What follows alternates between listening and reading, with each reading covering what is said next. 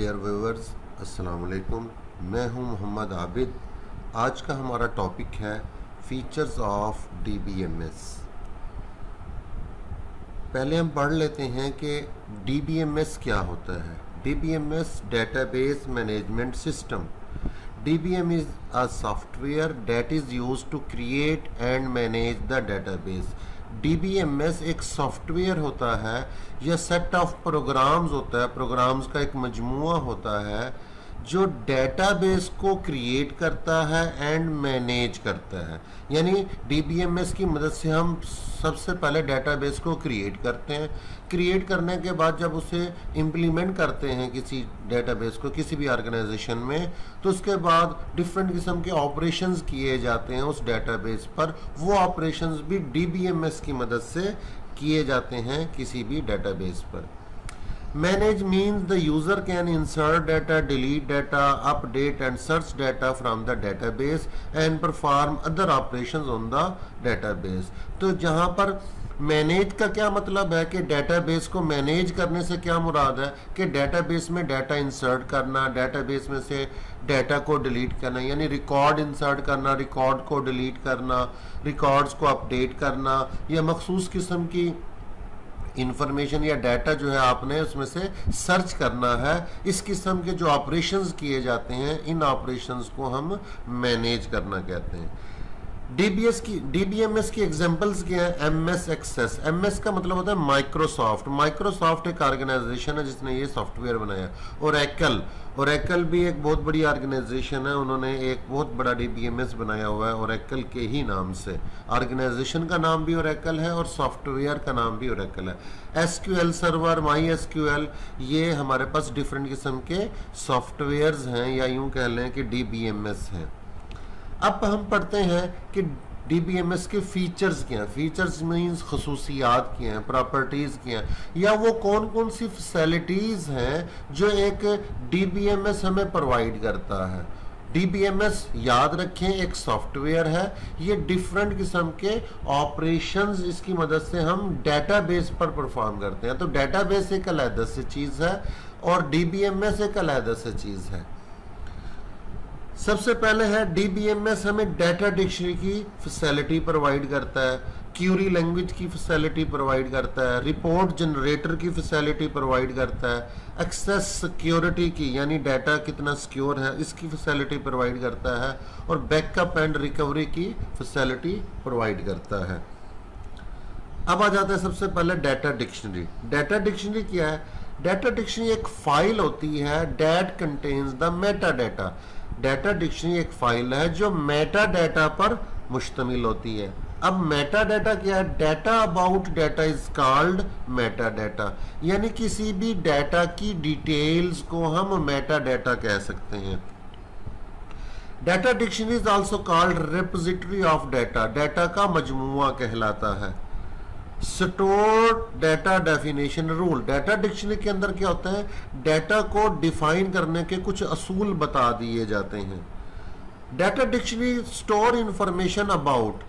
अब आप अगर गौर से ये देखें, एक टेबल बना दी गई है, इसमें लिखा हुआ है EMPID यानी एम्प्लॉय आईडी। ये कोई एम्प्लॉयज़ हैं जिनकी इंफॉर्मेशन यहाँ पर इस टेबल में स्टोर की गई है। कोई मुलाजमीन हैं, एम्प्लॉयज़ हैं, किसी ऑर्गेनाइजेशन में काम करते हैं, तो एम्प्लॉय को शनाख्त करने के लिए उसका एक नंबर दे दिया गया, एम्प्लॉय ID। ई नेम से मुराद एम्प्लॉय नेम, DOB से मुराद है डेट ऑफ बर्थ और मैरिड। अब एम्प्लॉय ID ये देखिए, ये लिखा हुआ है डाटा डिक्शनरी के अंदर क्या होगी? इंफॉर्मेशन होंगी किनके बारे में? Field size. फील्ड साइज से मुराद क्या है? ये एम्प्लॉय ID है, इसका फील्ड साइज कितना है? ई नेम है, इसका फील्ड साइज कितना रखा हुआ है? डेट ऑफ बर्थ इसका फील्ड साइज, मैरिड इसका फील्ड साइज। तो एम्प्लॉय ID यानी रेंज ऑफ नंबर, ये एम्प्लॉय ID के नंबर 1 2 3, यहाँ पर कितना बड़ा या कम, कितना छोटा नंबर से लिखा जा सकता है? क्या यहाँ पर -5 लिखा जा सकता है? क्या यहाँ पर 10 करोड़ जो है वो एम्प्लॉय ID की वैल्यू कोई 10 करोड़ है, क्या वो लिखी जा सकती है? तो एम्प्लॉय ID का जो फील्ड कहते हैं कॉलम्स को, फील्ड इन कॉलम्स को कह रही है। एम्प्लॉय आईडी एक फील्ड है, ई नेम एक फील्ड है, डेट ऑफ बर्थ एक फील्ड है, मैरिड एक फील्ड है।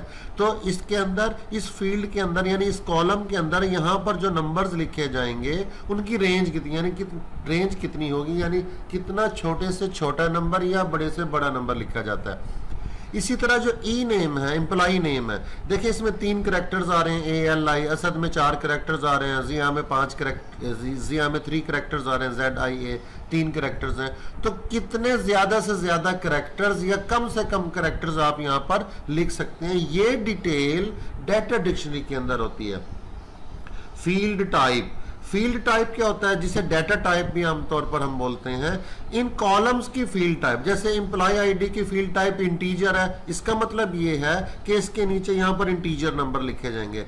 ई नेम की फील्ड टाइप टेक्स्ट या वेरिएबल कैरेक्टर वारचार जिसे कहते हैं वो होगी, यानी इसके अंदर हम डिफरेंट टेक्स्ट लिखेंगे। इस कॉलम के नीचे यहाँ पर अली असद ये टेक्स्ट लिखेगा।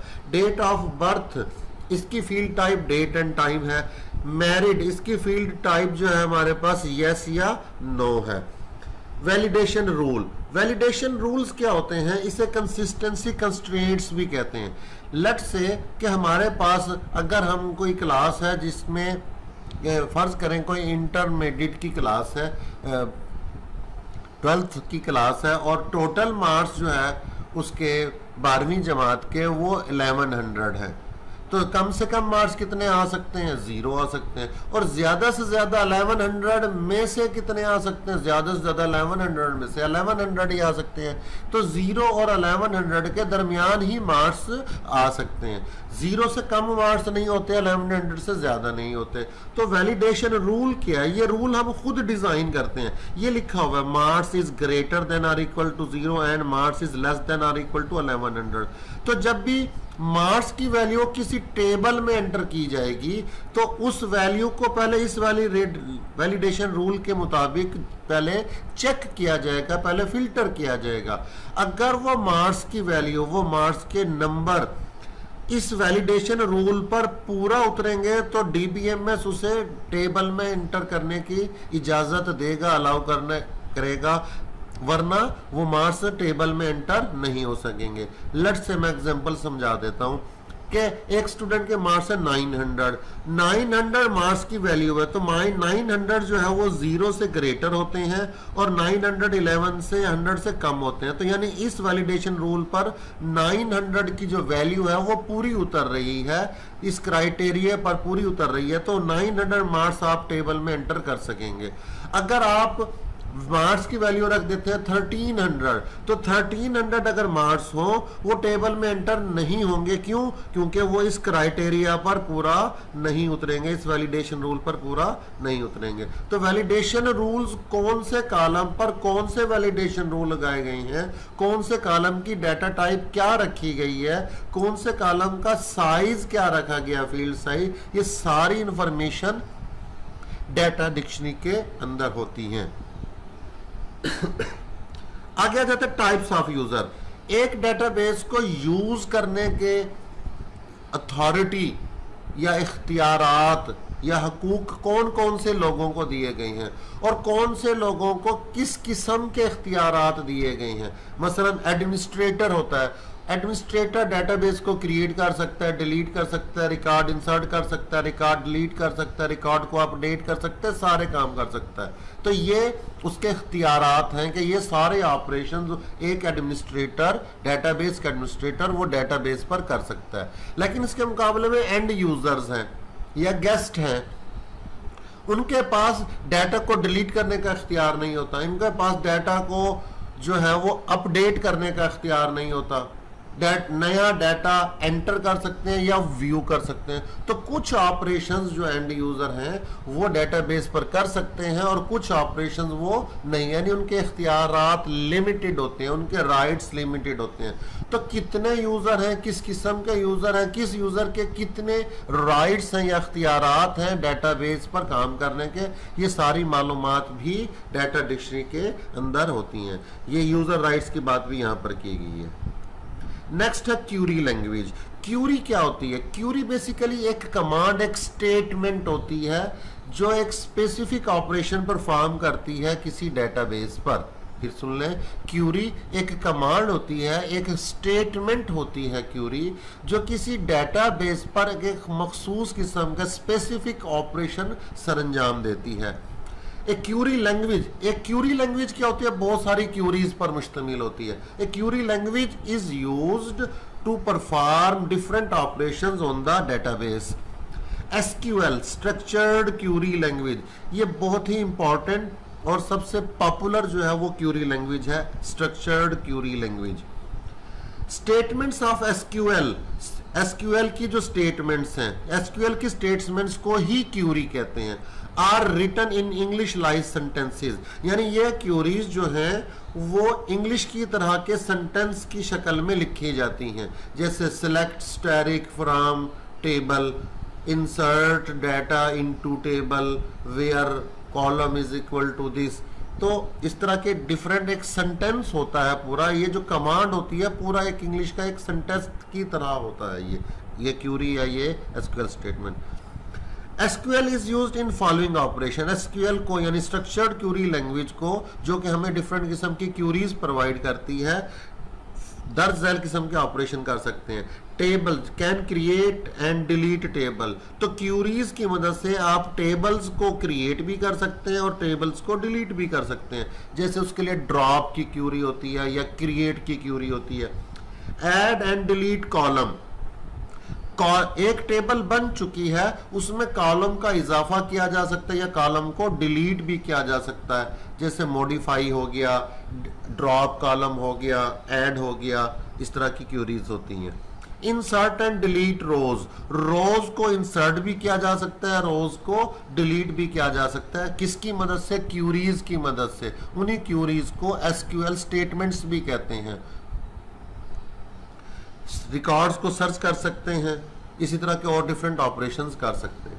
रिपोर्ट जनरेटर क्या होता है जी? Report generator is a program, report generator एक प्रोग्राम होता है, एक सॉफ्टवेयर होता है जो किसका हिस्सा होता है? DBMS का हिस्सा होता है। That is used to generate reports, जो रिपोर्ट्स को जनरेट करने के लिए इस्तेमाल होता है।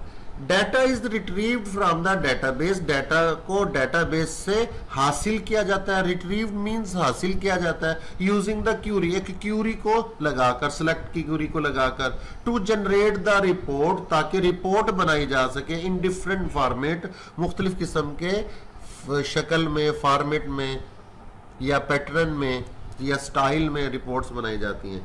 These reports are then printed on pages और पेपर, ये रिपोर्ट्स फिर पेजेस या पेपर पर प्रिंट की जाती हैं। तो डियर स्टूडेंट्स, एक बात याद रखनी है, सारा डाटा जो होता है वो डेटाबेस के अंदर होता है और डेटाबेस के अंदर जो टेबल्स होती हैं उन टेबल्स के अंदर होता है। अगर किसी आपके ऑफिसर्स को, मैनेजर को एक खास किस्म का डाटा आपकी डेटाबेस से चाहिए, तो आप क्या करते हैं? एक क्यूरी लगाकर उस डाटा को डेटाबेस से हासिल करते हैं और उसको हासिल करने के बाद उसकी रिपोर्ट बनाते हैं, ताकि उस रिपोर्ट को कागज पर प्रिंट किया जा सके। क्योंकि जब भी आपके मैनेजर को कोई खास किस्म का डाटा डेटाबेस से चाहिए होगा, तो वो आप कंप्यूटर नहीं दिखाएंगे, उसको डेटाबेस डायरेक्ट नहीं दिखाएंगे, वो डाटा आपको कागज पर प्रिंट करना होता है। और कागज पर डाटा को, मालूमात को प्रिंट करने के लिए आपको पहले रिपोर्ट बनानी पड़ती है। तो रिपोर्ट पर डाटा आता है डेटाबेस से, उस रिपोर्ट को प्रिंटर के जरिए कागज पर प्रिंट किया जाता है, फिर मैनेजर्स को के सामने पेश किया जाता है या शब्द सबमिट किया जाता है। Report generator is also called report writer, report generator report writer भी कहलाता है। एक्सेस क्या कहते हैं? डाटा को रीड करना और राइट करना। डाटा मौजूद है डेटाबेस में, टेबल्स में मौजूद है, उस डाटा को व्यू करना, उस डाटा को रीड करना, उस डाटा को डिलीट करना या उस डाटा को जो है राइट करना है, अपडेट करना है, ये सारे काम कहलाते हैं एक्सेस। यानी उस डाटा को किसी भी पर्पस के लिए इस्तेमाल करना, चाहे वो व्यू करना हो डाटा को, चाहे वो आपने इंसर्ट करना हो, डिलीट करना हो, कोई भी ऑपरेशन करना हो, तो इस चीज को हम कहते हैं access. Protection of database from unauthorized users is called access security. देखिए डाटा बड़ा वैल्यूएबल एसेट होता है किसी भी ऑर्गेनाइजेशन के लिए। कोई भी ऑर्गेनाइजेशन ये नहीं चाहती कि उसका डाटा किसी दूसरी, उसके कंपटीटर, उसके मुकाबले की किसी दूसरे ऑर्गेनाइजेशन के पास चला जाए। तो अनऑथराइज्ड यूजर से डाटा को बचाना होता है। सिर्फ वो लोग जो काबिल भरोसा होते हैं, एतमाद के काबिल होते हैं, सिर्फ उन्हीं लोगों को उस डाटा तक रसाई दी जाती है, उन्हीं लोगों को वो अलाउ किया जाता है कि वो किसी मालूमात को इस्तेमाल करें डाटाबेस की।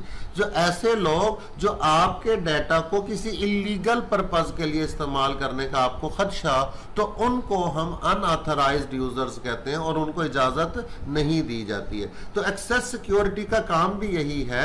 डीबीएमएस हमें प्रोवाइड करता है एक्सेस सिक्योरिटी की ऑप्शन मुख्तलिफ तरीकों से। कौन से तरीकों से option? DBMS provide different level of user right.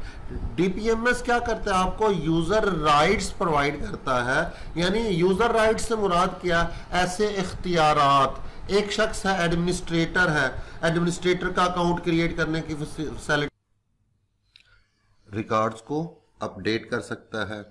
और इसी तरह जो यूज़र होता है उसके पास ये राइट्स नहीं होते, ये इख्तियार नहीं होता कि वो रिकॉर्ड को डिलीट कर सके या इंसर्ट कर सके या अपडेट कर सके। तो डिफरेंट लेवल के राइट्स दिए जाते हैं मुख्तलिफ यूज़र्स को, जिसकी मदद से हम जो डाटा की सिक्योरिटी है उसको इंश्योर कर सकते हैं।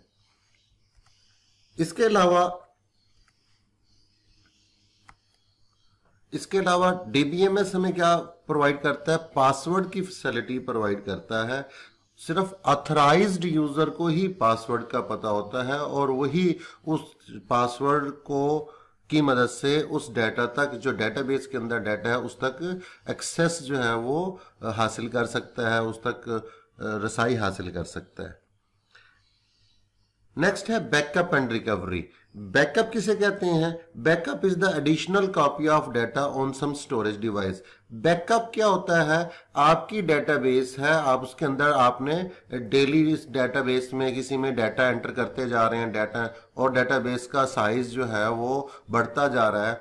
तो हम क्या कर रहे होते हैं कि अगर हम किसी डेटाबेस को किसी अलहदा से किसी स्टोरेज डिवाइस पर, अलहदा से किसी एक्सटर्नल हार्ड डिस्क पर या किसी ब्लू रे डिस्क पर या डीवीडी पर हम कॉपी करते जा रहे हैं, डेली का काम जो भी डेटाबेस के अंदर डाटा एंटर किया जा रहा है उसको हम कॉपी करते जा रहे हैं, तो वो जो एडिशनल कॉपी, इजाफी कॉपी होगी डाटा की, वो बैकअप कहलाती है। रिकवरी क्या है? Recovery means the restoring of data if original data is lost और डैमेज्ड। रिकवरी किसे कहते हैं? कि अगर आपकी एक्चुअल डेटाबेस का डाटा कहीं करप्ट हो जाए, किसी भी हार्ड डिस्क के फेलियर की वजह से या किसी वायरस की वजह से डाटा लॉस्ट हो गया या डैमेज हो गया, तो जो आपने बैकअप रखा हुआ है तो उससे डाटा वापिस आप डेटाबेस के अंदर रिकवर कर सकते हैं। ये रिकवरी कहलाती है। और ये बैकअप मैनुअली भी लिए जाते हैं और डीबीएमएस ही हमें फैसिलिटी प्रोवाइड करता है कि ये बैकअप जो है वो डीबीएमएस खुद ब खुद वक्तन फवक्तन हर रोज या हर 10 घंटे बाद या 12 घंटे के बाद ये ऑप्शन सेट की जा सकती है डीबीएस, जो एडवांस किस्म के डीबीएमएस हैं, कि वो बैकअप खुद से खुद जो है वो बैकअप लेते रहें और इसको किसी डिफरेंट प्लेस पर, डिफरेंट फोल्डर में जो है वो सेव करते रहें। तो ये डीबीएमएस फैसिलिटी हमें प्रोवाइड करता है बैकअप एंड रिकवरी की। उम्मीद है आपको ये टॉपिक समझ आ गया होगा। अगर आपने अभी तक मेरे चैनल को सब्सक्राइब नहीं किया तो जल्दी से मेरे चैनल को सब्सक्राइब कर दें और नोटिफिकेशन बेल पर क्लिक कर दें ताकि हर नई आने वाली वीडियो का नोटिफिकेशन आपको मिल सके। अपना ख्याल रखिएगा। नेक्स्ट लेक्चर में मुलाकात होगी। अल्लाह हाफिज।